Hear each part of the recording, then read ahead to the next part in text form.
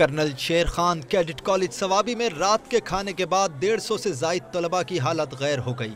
College انتظامیہ اور امدادی ٹیموں نے متاثرہ بچوں کو اسپتال پہنچایا۔ مردان میڈیکل کمپلیکس میں بیڈ کم پڑ گئے۔ 30 طلباء کو CMH منتقل کر دیا گیا۔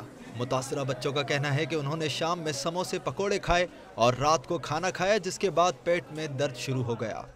ہم نے کیلے میں کچھ پکوڑے اور سموسے اور کولڈ ڈرنکس کھائے تھے، پر جب ہم آ گئے تو بس ہم پھر میس چلے گئے، تو شام کو میس چلے گئے، تو پھر ہم نے کھانا کھایا تو آ گئے، تو بس پیٹ میں درد ہو رہا تھا۔ سیکریٹری ہیلتھ خیبر پختونخوا عابد مجید کے مطابق بچوں کی حالت فوڈ پوائزننگ کے باعث خراب ہوئی۔